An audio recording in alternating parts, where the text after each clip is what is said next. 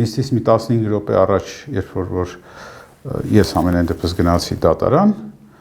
պարզ դարձավ, որ ինչ-որ մի բան այն չի այդ դատարանում, դատական կարգադրիչների համազգեստը լվացած, հարթուկած, այդ համազգեստային գլխարկները, ֆուրաշկա ասվածները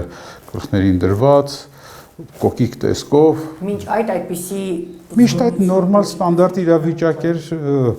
աշխատանքային, օրվա վերջ, հոգնած, ջարդված, ամեն մեկ իր դարդով, ամեն մեկ իր հոգսով, ոչ մեկ ուշադրություն չէր դարձնում, բայց շատ աչքի էր ընկնում այդ կոկիկությունը, այդ հարթուկված եւ լվացած շորերը եւ այլն եւ այլն։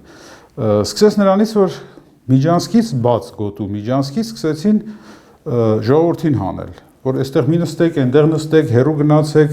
այս մասը